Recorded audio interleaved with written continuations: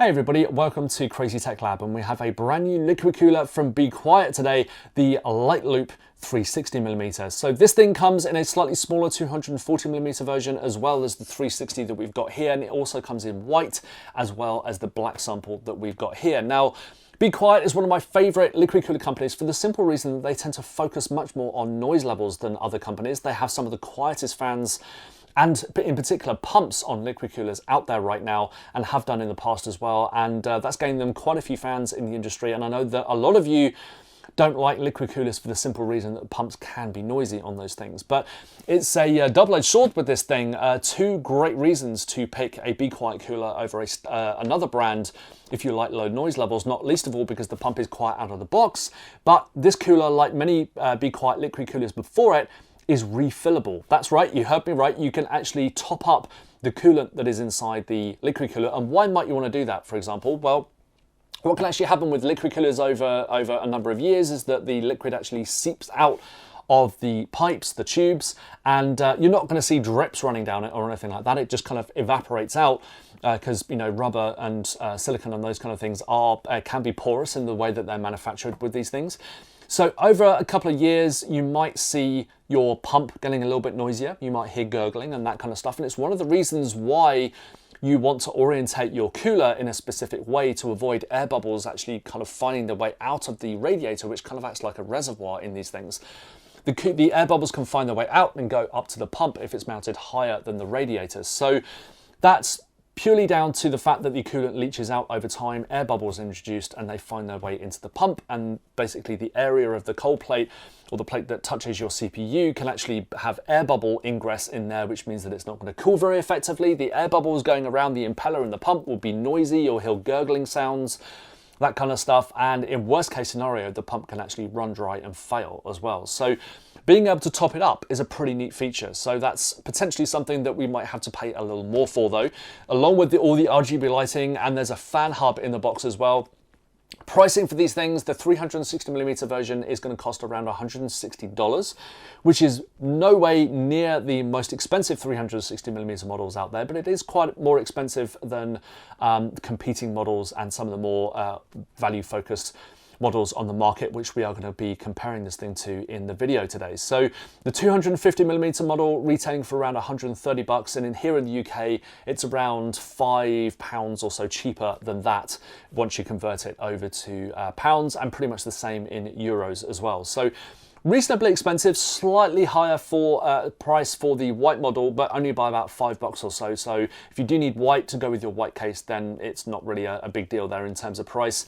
We're going to be comparing this thing against the competition, as I mentioned, in terms of cooling performance and also in terms of noise levels and value to see how it compares and whether or not it is worth your cash. So don't forget to check out the conclusion at the end of this video, because we'll be running through all of that data and coming to some conclusions.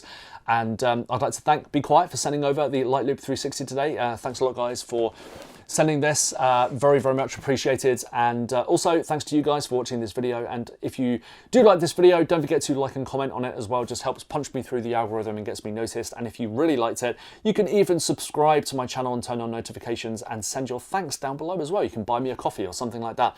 And don't forget to check all the links down below as well, because I list all the hardware that we have in today's video, as well as the cooler once it's available. And if you buy those, if you buy your products through those links, there's a small cut back to me that just helps me continue running this channel, as does liking, commenting, and subscribing as well. So thanks for your support, and let's crack on with the video. So here we are with the Be Quiet Light Loop 360mm, and we're just going to go through a quick unboxing to see what we got inside, so you're familiar with all the gubbins that you get in here before you buy it. And the instructions, always very, very clear with Be Quiet. Everything is listed in the start, so you know exactly what you're dealing with. Very well described, and I like the color coding as well, so it kind of shows you which components that you're actually dealing with. And in terms of socket compatibility, obviously everything that is current is supported. So Intel 12th gen, 13th gen, and 14th gen by way of LGA 1700 and socket AM4, AM5 for AMD, and obviously going backwards with Intel as well to LGA 1200 and previous sockets. So very, very good compatibility. So let's get the cooler out first, and then we're just going to have a look at the other bits in a moment. So here we have the coolant that I was mentioning earlier. So this allows you to top up the cooler. You wouldn't probably want to do a complete refill because I don't think there's enough coolant in here to actually do that. This is more just a refill to top it up, and a little nozzle there that we'll look at in a moment, just seeing how you actually do it. And just so if you do hear the cooler getting a bit noisy in a couple of years time, you can actually refill it with this stuff in here. So this is ready to use. I wouldn't recommend using anything else because it's usually better to do like for like, and I wouldn't refill this with just water either. It needs to be proper anti-corrosion coolant and whatever we've got in here. So it's water and glycol or something like that. So yeah, don't throw that away, keep it in the box and make sure you have it in future just in case you have any problems. So that's all the mounting gear. You do get thermal paste as well. It is not applied as standard. So as you can see there, the bottom of the base plate that we'll look at in a minute, there's no pre-applied thermal paste. I prefer it this way with the paste here because it's very easy to apply and you'll probably get a couple of applications there. Whereas if it's pre-applied onto the cold plate, you can occasionally just end up damaging it if you drop the cooler or something like that, and that means you then have to go out and get some more thermal paste from somewhere, and it can really ruin your weekend if you've planned to build your PC. So these are all the mounting kits. We'll have a look at mounting it in a minute, but what it looks like on the base plate over here, let me just take all this plastic packaging off, is that whatever socket you're using, you've kind of got these two screws here. So there's like a straddling section that goes across your motherboard, and then you have a 2-point contact with these sprung screws here. So yeah, pretty easy to install and not too many components, and it means that you can mount most of it outside of your case.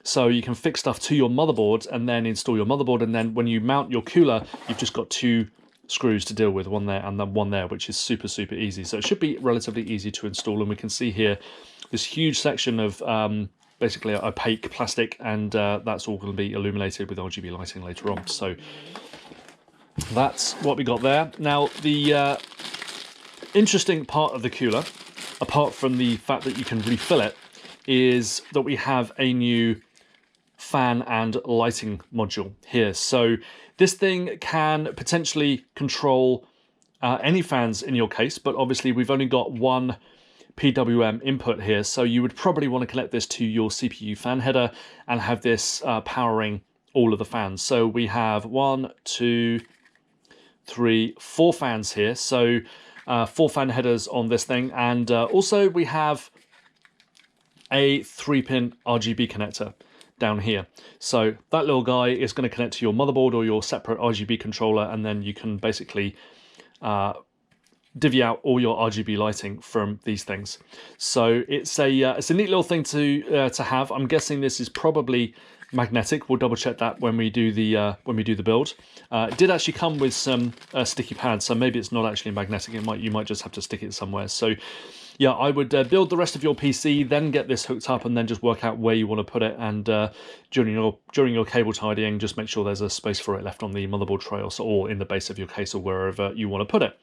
So to power all of those things, you need a spare SATA connector as well. So it's just nice to have a single hub, and it does make your life a little bit easier. It's maybe not as slick as the MSI Core Liquid i360 that we saw recently, which has all the cables kind of neatly kind of tidied along the edge of the radiator, and then just single cables for the fans and lighting. You do have separate cables, as far as I'm aware here. We're looking at it in a second for the lighting and the fan speed PWM on the fans, but it's nice that Be Quiet has actually included a hub, so you'll only have single cables running through to your motherboards, just leaving a bit of tidying to do behind the motherboard tray.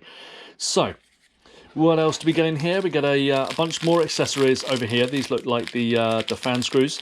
Get a little badge down there as well from the looks of things, or a couple of badges, and cable ties for all the cables as well. So we will have a look at all of those components when we do a quick system build later on to build our test system. So we've looked at the components. Just have a quick look at one of the fans to see what we're dealing with here.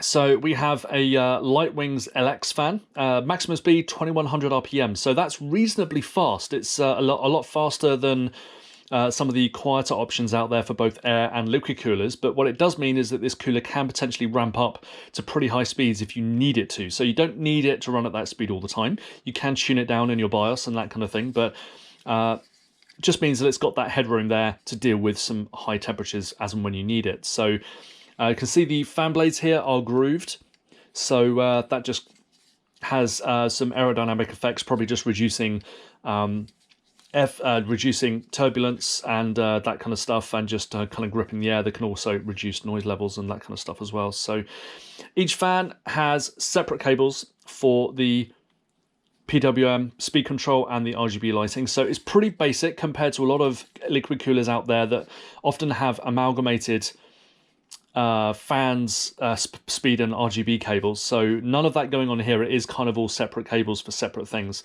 which is a little bit annoying, but it's just one of those things. So very neat fans though, nothing, pretty nondescript really, but they are made by Be Quiet. So yeah, you can just feel that there's some really nice bearings under there, and can already feel the airflow as well when you do that, which is usually a good sign. Those blades are really biting into the air. So it'd be really interesting to see what the Be Quiet technology going on here, plus a relatively high fan speed, will do for the cooling. But obviously a lot of that will depend on the pump. Most liquid coolers are limited by the water flow, the coolant flow, and the cooling plate and the pump section, not necessarily the radiator. So yeah, it'd be interesting to see what we get later. So let's have another quick look at the actual pump section and radiator and see what we've got. So pretty standard contact plate, nothing particularly fancy going on there. It is fairly large, so you're probably not going to have any issues covering the larger CPUs out there, such as a modern Intel CPU. Might want to go for something else if you're going with one of the high-end desktop options available out there at the moment. Standard, very, very flexible tubing, and it's braided as well, which I kind of like, but just make sure you don't get any thermal paste on this. The black ones don't tend to show it as much as the white braided cables, but they do kind of mark and stain easily, so I would just be aware of those when you're building your PC. In terms of the pump lighting and fan control, it's exactly the same as the fans. We have a 3-pin RGB connector, and we have a PWM control for the pump. So we're going to have a play around with the BIOS and just see what happens in terms of noise levels with the pump, and whether or not you even need to tune it down at all. So usually those things run at full speed. So the radiator, 360mm, 3 fans, and what I'm going to check in a minute is just want to see if we can actually install another row of fans on there, even though I don't think we can attach those to the hub. I'm just going to double check that. So how many fan headers have we got here? Yeah, so we've found, oh no, we do have some more on the end. Didn't spot those earlier, just as well I took a second look. So we've got 1, 2, 3, 4, 5, 6. So 6 fan headers, and I think we've got 1, 2, 3, 4, 5, 6. Yeah, 6 RGB connectors as well. So if you wanted to, you could even get another trio of Be Quiet Luxwings LX fans and fit them on the other side of the radiator to have a push-pull setup. And what I am going to check now is whether we have the actual fan screws to do that. So I think we spotted them over in the box, didn't we? So how many screws do we have? Because what we need is so we need 4 for one side. So I'm just going to open this bag of screws and see what we've got in here, because it's difficult counting them on camera and when they're in the bag. So we have 1, 2, 3, 4. Yeah, see, there's only enough screws here for 1 row of fans, which is kind of annoying. I would have liked to have seen enough screws for a second row, because it just means that you're going to have to divvy up screws from third party or something like that. Would have been nice, given the price, to have another pack of fans. I'm just going to double check that they're not in here at all. I don't think they are. No. So yeah, it's just a little bit of a shame that it doesn't include the extra screws for another row of fans as standard. I'm guessing it's probably not that common for people to do that, but they've obviously gone through the effort of doing that with the fan hub. So yeah, it's kind of just a little bit annoying. But obviously you don't have to use the fan hub for the cooler fans. You can potentially use it for your case fans and that kind of stuff. So yeah, just a little bit of a disappointment there for not including the extra fans or extra screws for another row of fans. So yeah, that's about it. So the last thing I wanted to mention is how you actually refill this thing. So we have a little protective cap on the coolant down here. I'm just going to try and get that off. Might need to do it off camera. Just going to put you on hold for a second.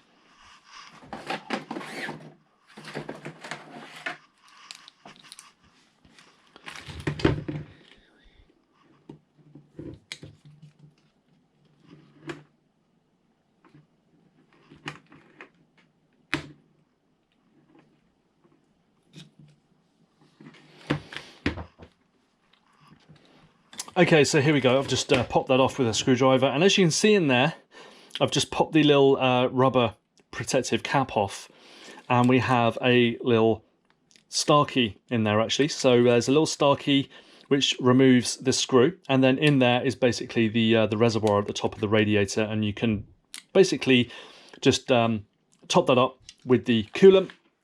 So little nozzle, just dunk it down like that, and away you go. You can top up the coolant, or even if you wanted to, you could drain it and fill it with your own coolant. I would probably recommend not doing that, just because there's going to be some residual coolant in there, which is hopefully the same as this stuff. So it's usually best to do like for like. But if, for example, you wanted to fill it full of your own coolant for whatever reason, you can't obviously see anything here, so there's no point adding colored coolant or anything like that. But that is how you refill the loop on the light loop. So very, very good feature. I really like that. So I'm just going to pop that little cap back in there now, and hopefully we won't ever have to use that. But maybe if we're using this cooler in a couple of years' time, we might need to do it. So that is everything that we've got here. So we've got 3 fans, not enough screws for another row of fans, unfortunately, in the box, but you do get enough ports on the fan hub to get another trio of fans and maybe kit out your case with those or control other things with them. So that's it for the unboxing.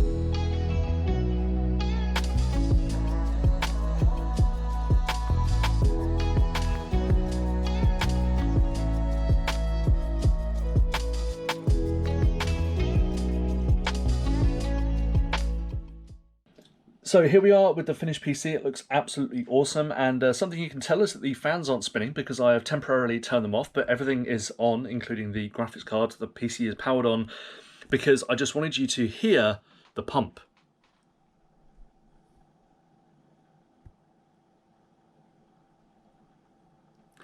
That is right. That is probably the quietest pump I have ever not heard on a liquid cooler. I literally cannot hear anything at all.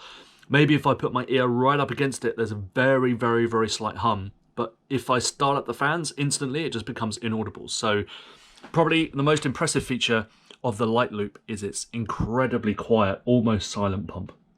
Moving on to our temperature and thermal results now then, and our cooler is strapped to a Core i7 at 14700K, and we have a couple of other coolers in the graph as well to compare it against. So the top graph is filtered by temperature, and that is the average P-core temperature on the 14700K, so it's not the hottest core because that can often kind of spike and not be realistic of the temperature of the other cores, so it is the average P-core temperature that we're looking at here. And the bottom graph is filtered by noise levels, so if you want to see roughly what noise level you're getting for the cooling, then that's a slightly better graph. And starting with that top graph then, 81 degrees temperature for the Be Quiet light loop at maximum fan speed, so it is by far and away the noisiest cooler with the fans at that speed. So we're probably looking at a bottleneck elsewhere here, so it's probably like the coolant or the pump is just not man enough to offer any lower cooling results there, because the MSI Core Liquid i360 managed a similar result, 81 degrees C, for a slightly lower noise level, well, it's a fairly significantly lower noise level, but as we'll see in a minute, that's not showing the full picture, because if we drop down to the next Be Quiet loop, light loop in the graph of the temperatures, and we've actually got a noise normalized result here of 41 degrees C. So this is me basically tuning down the fans so they match one of the other good coolers in the test, which is the Arctic Liquid Freezer 360, which had the lowest noise level on test, and that managed 41 degrees. 84 degrees and 41 decibels. So if we drop the Be Quiet down to 41 decibels, it actually does 2 degrees cooler and is still only 1 degree behind the MSI MAG Core Liquid i360. So the i360 actually just 1 degree cooler, but 2 decibels louder, which was just about noticeable in their testing. So that's kind of mirrored in the decibel testing graph at the bottom. So that's filtered by noise, and we have the lowest noise level, lowest noise level, because we were matching the Arctic's 41 dBA with the Be Quiet light loop at the top, and it managed 82 degrees. But obviously those fans, when they are allowed to ramp up to full speed, they are pretty loud at 48 dBA. So I would probably not allow the fans to ramp up to that full speed unless your CPU is running at 90 degrees or something like that. So definitely a need to manually fan tune your motherboard's your motherboard BIOS fan section here, just to make sure that the fans aren't always spinning up to maximum RPM, because you don't really need it with this cooler. So what do we make of the Be Quiet Light Loop 360mm then? Well, this thing is absolutely brilliant in a couple of areas. Number one, it is the pump noise. I don't think I've ever heard a pump that's quieter than this on a liquid cooler before. I've had some pretty loud pumps on liquid coolers over the last couple of months, and this thing is inaudible. So I switched off all the fans in the case and just left the pump running, and I could not hear it unless I put my ear right up against it. So if you have fans or anything else running in your case, you are simply not going to hear this pump, which is fantastic news because we do get pretty awesome cooling performance from this thing. The downside is that at full speed, the fans are pretty noisy, but as I showed with the 41 dBA test, which was matching the Arctic cooler, if you do tune the fans down, you're still getting chart-topping cooling. So that's what I really, really like about this cooler, is that it has the potential to shift more airflow probably than its pump can actually deal with, or certainly with the processor that we were dealing with at the moment. The Core i7 14700K, but it means that you can adjust the fan speeds to suit your noise levels, and even if you rein the fans in from 48 dBA to 41, which is quite a significant climb down, you're still getting cooling performance that is matching some of the best 360mm liquid coolers out there. But The fan noise, absolutely exceptional. The RGB lighting looks pretty awesome as well. You get the fan hub included, which is very, very useful for kind of amalgamating lots of those different cables. The only issue I have really with it, the installation as well is really, really simple and very straightforward, quick and easy to do. The only issue I have with it, it's probably the price. It's just a little bit more expensive than where I would like it to be for an unequivocal recommendation. There are a couple of coolers that were included in the graphs from Arctic and MSI that are just maybe slightly better value, given that they have even better installations, or the way that they hook up all their cables and make things tidy for you. So there is a little bit of extra manual work needed here to actually tidy the cables away, because Be Quiet is still dealing with separate cables for the RGB lighting and the fan speeds, and that includes for the pump as well. So you've basically got 8 cables to deal with. Even if it does include the hub, that just means you still have a lot of cables to tidy. So that's possibly something that Be Quiet can look at in future, is ways of amalgamating lots of those different things and just kind of keeping up with other manufacturers out there that are looking at more advanced ways of either daisy chaining fans, kind of clipping them together, not having extra cables and those kind of things. But if you're just after a tunable, extremely quiet pump, and the fans as well, they have a very high top speed, so they can be tuned down, or you can just have them running at fans at that full speed as and when you need it, which other coolers can't do. I think it's a very, very solid option. And for me, I would probably go for this cooler because I tend to build my PC and then keep it for a number of years. I can refill this loop as well if it starts to get gurgling noises and those kind of things. I can just add a bit of extra coolant in there. That's a really great feature. That's not something pretty much any other AIO has, apart from one from Be Quiet, of course. And you can tune those fans up and down and that kind of stuff, but the pump noise is something that is a real killer feature for me, because I like my PC to be quiet. I absolutely hate noise. It's why my PC has usually got a custom liquid loop inside it. But given that at full speed this pump was practically silent, that means that you're going to have a blissfully quiet PC if everything else is very, very quiet as well, obviously. So if you're concerned about pump noise from your liquid cooler, this is the one to go for. So thanks to Be Quiet for sending this over, and looking forward to looking at some more products from them in the very near future. And thanks to you guys for watching today's video. Don't forget to like and comment on this video. It just helps punch me through the algorithm and gets me noticed.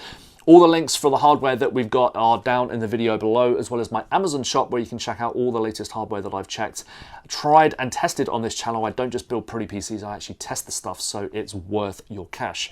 And if you like today's video, you can always send me your thanks using any of the links down in the description below as well, and even buy me a coffee. Don't forget to subscribe to my channel and turn on those notifications as well, and we'll be back very, very soon. Thanks for watching.